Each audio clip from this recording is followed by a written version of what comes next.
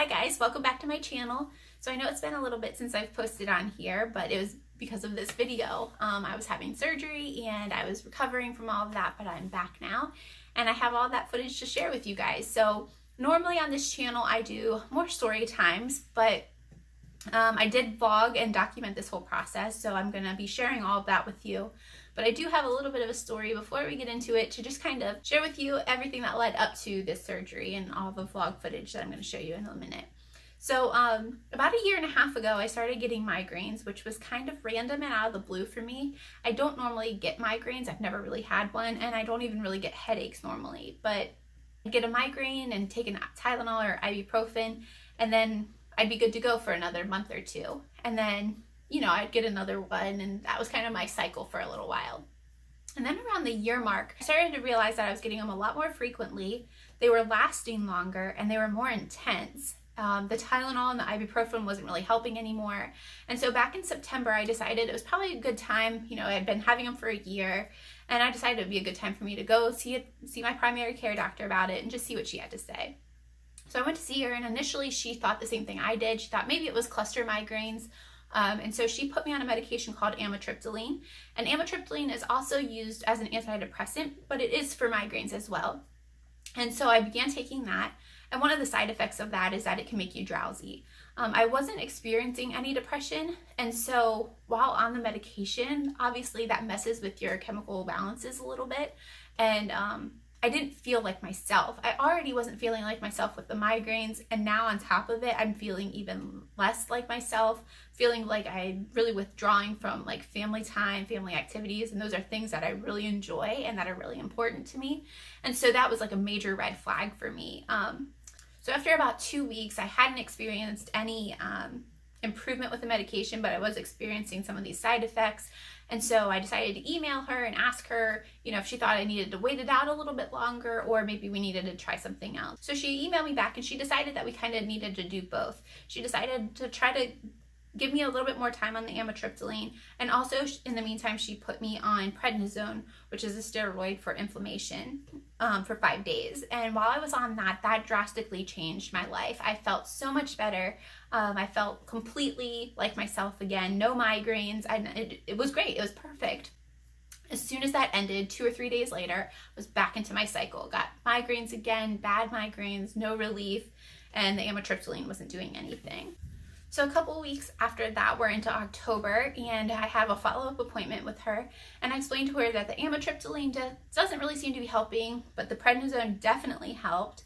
And she decides to add in another medication that's called Topramax, and that's used for migraines, and it's also used in patients with epilepsy. And she also ordered an MRI, which was going to be taking place, I think, in November. So in the meantime, she decided to put me on prednisone again, just to kind of hold me over to get me there, just to give me some sort of relief. So I'm on these medications that are really messing with me. They make me drowsy. They're not helping with anything. I'm not feeling better. I'm just like, I have my migraines, and now I have all the side effects of these medications. And then on top of that, what they're doing inside my brain as far as chemical reactions go, I just was not feeling like myself. It was a really hard couple of months because I just was not myself at all. But finally, November comes, I get the MRI and wait a couple of days for the results from that. And finally, I hear from my doctor, and they call me up and they say it's a sinus infection. Now, I was having zero signs of a sinus infection. I've had sinus infections in the past, and I know what to experience with, you know, the pressure and the snot and the mucus and all of the gross things that come along with that. And I wasn't experiencing anything like that. My migraines were always the left top side of my head. Kind of felt like somebody just shoved an axe into my head, and that was the only symptom I was having. And so I thought, sinus infection, like, that seems kind of weird, but okay. I mean, they're the doctors, they know. And they put me on an antibiotic, and I took that, and no relief. So after taking that, no relief, I thought, okay, something's not quite adding up here. What's going on? And I decided I was going to pull up the MRI report, and I was going to look at it myself. I pulled it up, and they didn't mention anything to me except a sinus infection. And I see that there's all these different things that are listed that are wrong. So I thought maybe I just better get a second opinion, and I asked her to refer me to an ENT. And so in December, I went to go see the ENT for the first time. And one of the first things he told me was that the MRI wasn't really great for looking at your sinuses. And so he actually was going to be ordering me a CAT scan for the following month in January. And then after that CAT scan, immediately following that, I would have a follow-up with him where we would discuss everything that we see in this CAT scan and kind of make a plan from there. In January, we have the CAT scan.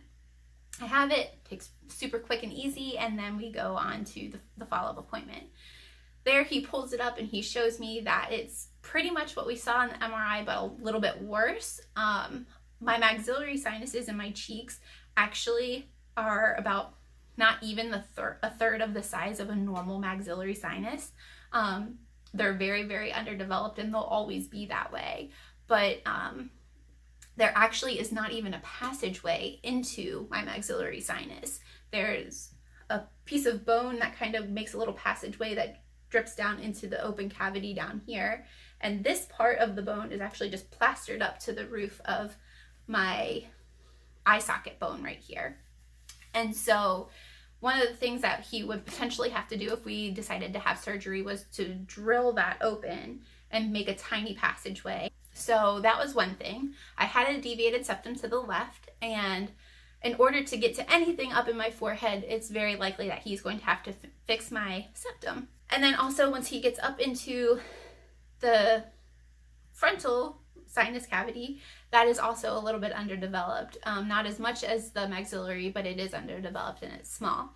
And he could see that there was some stuff up there. And so we were looking at fixing my maxillary, fixing my frontal, and he would have to open up my ethmoid a little bit to be able to get up into the frontal and potentially have septoplasty. He said sometimes sinus infections, like the ones that I'm apparently having but not feeling really any symptoms of, can trigger migraines. And so it was kind of a risk 50-50, but we decided in the end that we're going to go ahead and do the surgery because if anything, it will improve my quality of life, but with the main hope of not having migraines anymore.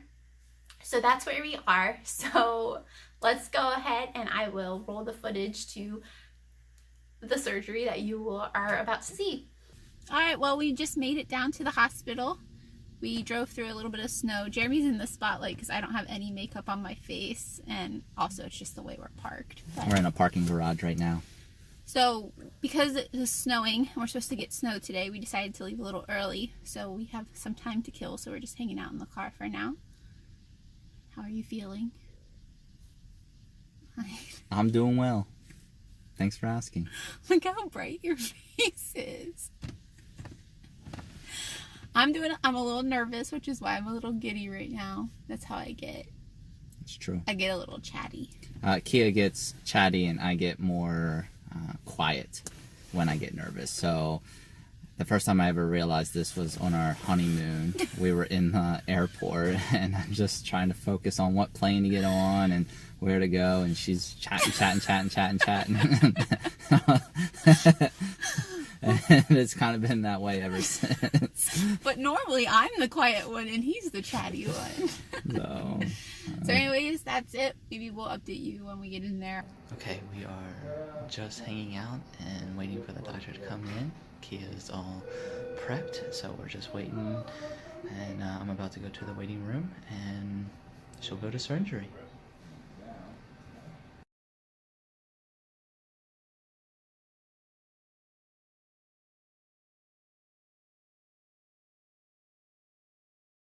It's been about 24 hours since surgery, and as you can hear, my throat's pretty raspy from the breathing tube. My nose hurts today, and I have a headache today. It's not as bad as it was yesterday. Yesterday my head hurt really, really bad, and it was probably the worst headache I've ever had in my life. Part of the reason for the surgery was for headaches, so that gives you an idea of how bad my head hurt.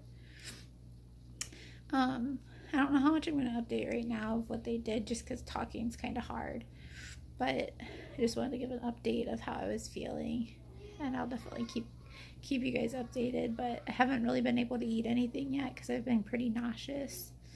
And I've been trying to drink as much as I can, but I really just don't have a lot of energy. Just don't really feel great. So I'm really thankful to have help. My parents have been helping out with the kids. And Jeremy just went into work late today.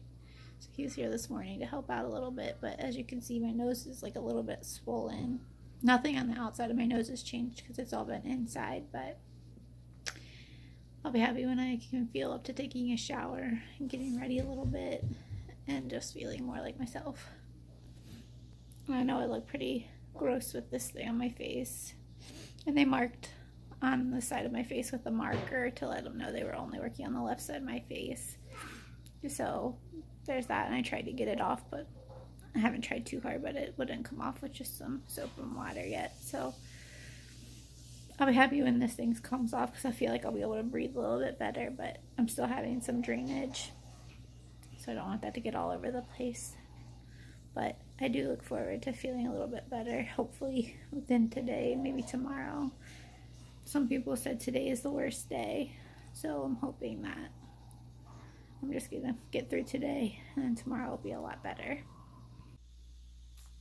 All right, so it's been about 3 days since surgery. As you can tell, I still sound a little congested. I got up today, decided to shower and try to do something with my hair and my makeup a little bit.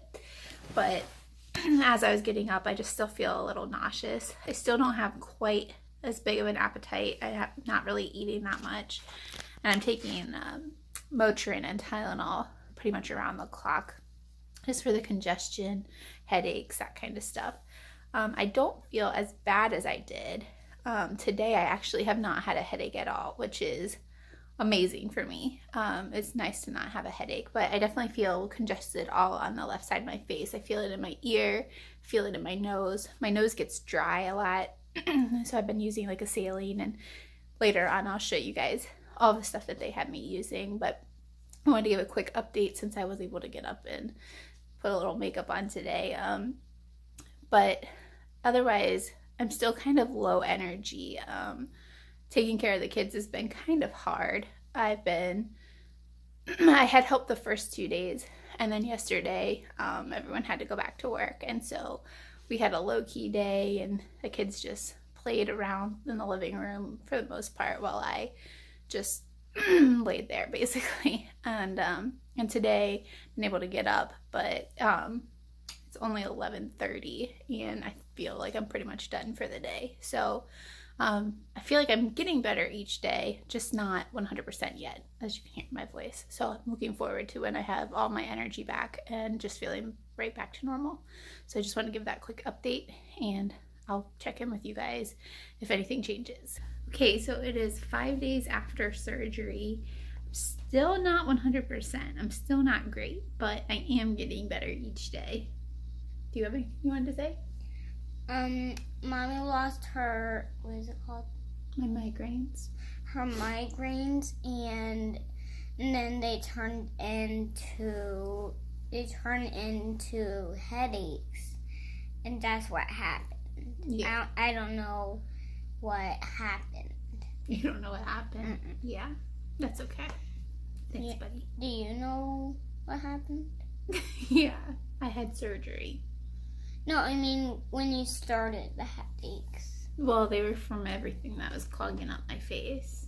Oh, I mean your makeup, and then No, inside my face. Oh. Okay, you want to play? Yeah. Okay. Anyways, he wanted to vlog with me. But, so yeah, so every day is getting a little bit better. Today, I really wanted to go grocery shopping. I've been in the house and haven't gone anywhere.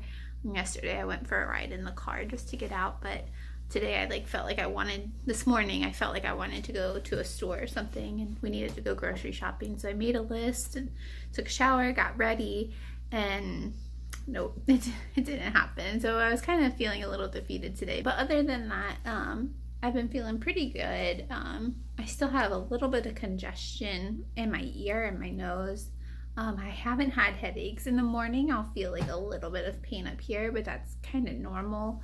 But I don't get the throbbing, horrible migraines, can't open my eyes like I did before on the top of my head. So far that's been a huge blessing, because that's the whole reason we were doing the surgery, was to help with those migraines and see if that was what was causing it, if all the sinus stuff was what was triggering my migraines. And so far, 5 days out, it seems to be helping. So we'll see if I get any more migraines, and if I do, I'll be sure to update. But in my case, it seemed to be that even though you don't get migraines from sinuses, that's what my doctor said, that my sinuses could have been triggering my migraines.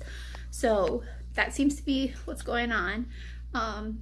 My throat is still sore. I'm guessing they just kind of shoved that breathing tube down there, and so the roof of my mouth is kind of tender still, which makes eating hard. And then my throat still, sounds kind of junky, and everything's draining down my throat, which is not pleasant. So, but otherwise, I'm feeling good. I just feel like I have a bad cold or something like that. So hopefully soon I'll be back to my normal energy. In a couple of days, I have a follow-up with my doctor, and that's probably when I'll check in with you guys, unless something else changes. Okay, so we are 2 weeks out. It's officially 2 weeks today since I've had my surgery, and I feel much better. I had my follow-up appointment yesterday, so we'll talk about that in a little bit. But I just feel so much better, and I actually have rewatched some of the old footage because I didn't really remember what I was telling you guys. And I realized that I kept saying I would show you things or talk about things, and I never really did. A lot of that's probably because I was just feeling miserable, and I was on medication that I was on pain medication, so I wasn't really remembering what I was saying. So I'm gonna do all of that really quick to wrap up the video and let you guys know the outcome and everything of how things are doing. But I know one of the first things I told you was I was going to show you everything that they had given me to use and that I've used over the last 2 weeks. So I'm going to show you all of that. So one of the first things is while I was getting ready for the surgery, I actually looked up a bunch of videos on YouTube and was looking at different people's experiences with septoplasties and also sinus surgery. And one of the things that most people recommended was a neck pillow. I got this at Five Below, and I highly recommend it because it was $5. And when I went there, I kind of was expecting to find one that had those microbeads in it, but this was actually a memory foam one, and it's a kind of a hard memory foam, and it is awesome. It was much better than I was expecting to find there, but I know that I wasn't going to use it very often, probably after this, so I didn't want to spend a lot of money on one. But and I also got one that kind of has like a weird pattern. I mean, it's kind of cutish, but not normally what I would choose. But in case I dripped blood and like nasty stuff on it, I chose one that you wouldn't be able to see very much of that on. But I used this on the car ride home, and then for the first couple of days, well, I needed to keep my head upright, and because it's so firm, it definitely helped a lot. So Five Below, I would recommend this if you are having sinus surgery or a septoplasty. So the other things are definitely tissues, lots and lots of tissues. Something else was, and you saw on my face, I had the tape with the nice strip gauze under my nose, and it looked so flattering and so cute. But the hospital actually gave me some of that. Now, I always have issues with this. It's like the 3M medical tape. And even when I get it like for blood work on my arms or something like that, it normally hurts my skin. It leaves like kind of a nasty rash. I don't know if that's most people or if it's just me, but I used it on my face, and I was only really able to use it for like a day, maybe a little bit longer than a day, but it left such a rash on my face, and my skin is actually still healing from it 2 weeks later. If you have sensitive skin and that happens to you, I would recommend trying to find something that's not like that. It definitely did the job and held it on, but it definitely hurts my skin. And so just some extra gauze to kind of change it out. So that was that. They did give me a pain medication, but they actually only gave me, I think, 6 pills altogether because they weren't expecting a lot of pain. And so I didn't have very much of that. So I took it for the first day and a half, I think. And then after that, I switched to just Tylenol and Motrin, kind of switching every 3 hours, taking Tylenol and then taking Motrin every 3 hours. And that's what I did for the whole first week that I was recovering. Another thing that they have you do is pick up saline. And my doctor, they didn't give this to me. We had to stop on the way home to get it. So I would recommend doing that. I would recommend stopping and getting saline before, so you have it, so you don't have to stop or have someone go get it for you. But it's just a regular saline, and you just kind of spray it up your nose. My doctor recommended 4 times a day or as needed, and I was finding for the first few days I was doing it about every hour. My nose felt really dry, and there's a lot of dry blood and nasty stuff like that, and so it just helped feel like I had a little bit of something in there because my nose was burning from feeling so dry. So I would recommend that. And then this is kind of a little hack. Now, when I'm in the hospital and I wake up from anesthesia, I have a really hard time with anesthesia. I normally feel really nauseous, but when I woke up, I think I mentioned that I had a horrible headache, unlike anything I'd ever had before. And in the first round of post-op, where they don't let your family come in, I had this nurse, and I was asking him for chapstick and all sorts of things, apparently. But one of the things I asked him for was an ice pack, because that's something that normally helps with my migraines. And so I asked him for an ice pack, and I actually didn't realize this until we were halfway home, that my ice pack was actually a medical glove that was filled with ice. Now, it's really soft, it's squishy, it's nice. I would recommend this. This is like a nice life hack. We have this one here that is like a little apple that has these little little beads inside of there. I don't know if you can see that. But we have this, and it's a refrigerator pack. You keep it in the fridge. You don't freeze it. And so it doesn't get like as cold on your skin. And that's kind of how this is. And so what I would do was use this until it warmed up, and then I would switch and use this one. And so grab yourself a medical glove, fill it with ice and on your head, and it feels so much better. So this is my life hack for you. That was pretty much everything that I used over the past 2 weeks. So another thing that I think I don't know if I even really updated everything that they did. I know I tried to, but I don't know if I actually did or not. So they went in, they did not have to do the septoplasty, which I'm really thankful for, because that would have made my healing process a lot longer. They were able to go in and do everything without touching my septum. So my septum is still deviated, but I can live with it. It's not affecting my life at all. So that's great. So then they got into my maxillary sinuses, and from there, it was completely clogged, so they had to drill their way in, and there wasn't just tissue in there like they were anticipating it could be. It was actually just full of junk, and they said that it's been mucus that's been sitting in there for my entire life, and I'm 30 years old, so I'm sure that was rather disgusting. They said that it was packed in there so hard that they actually weren't able to use their vacuum to suck it out. He had to use tools to go in and manually pull it out. So I would not want that job. That sounds disgusting, but I'm really thankful that there are people who do that. So then after he cleared that out, he went up into my frontal, and it's kind of a tricky angle to get in there because of my septum, but he was able to get up in there. Actually had to use more invasive tools, which I'm not exactly sure what that is. And he went up and cleaned it out without the balloon, I think. I'm not sure, but I know that he had to open up my frontal sinus a little bit, and he ended up putting a couple of stitches in there. And then I also have some stents that are up in my forehead to keep it open, to help it heal properly. So yesterday I had my post-op appointment, and that was one of the most disgusting things I have ever seen in my life. And whenever they go up into your nose, they numb your nose, and that is in itself not very pleasant. It all drips down your throat, and your teeth get numb, your nose is numb, your throat is numb, tastes disgusting, and that alone is just not. Whenever you have to spray something up your nose, it's normally not fun. So after After they numbed me up, they took me into another room where they were able to go in with a camera and they were able to check out how the healing was. Obviously there was some like scabbing and things that they needed to get out, some packing that was still in there. There was a couple of spots where they couldn't reach in my cheek and in my forehead. I have the deviated septum still, so getting up into the forehead is a little bit tricky and their tools don't really go like that. And so they kind of poked and prodded around in there for a little while, which caused a lot of pain. And then eventually he said he was just going to kind of call it quits on that and just let it be and let it try to come out on its own. I still have a dissolvable stent in my head and that will be there until it dissolves.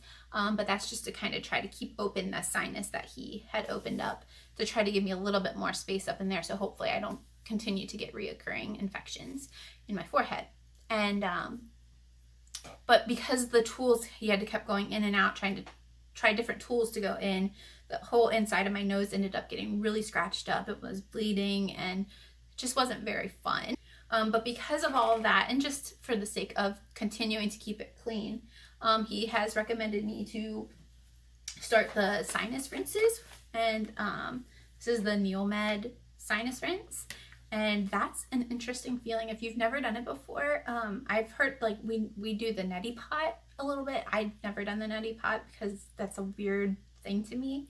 But where you tip your head and then it kind of goes in one side and drips out the other. This is really similar to that, except it's more like a flush, I would think. Like there's more pressure to it because you squeeze the bottle and it goes up and comes down. You don't tip your head, you more lean it forward. And then there's like a salt pack in there, but it feels like water is going up your nose and you're just kind of waiting for that burn. Like if you jump in the pool without plugging your nose, it's that feeling, except there's no burn with it. So it hasn't been horrible, but I've noticed that it does help flush out some things. I've seen things come out of it, which is normal. But so I'm doing that a couple times a day for the next 2 weeks, and then I'll go back and have to do that where he cleans it all out again. Hopefully it will not be as bad as it was last time, as long as I'm doing these rinses. Hopefully that will lessen the amount of pain that I have there.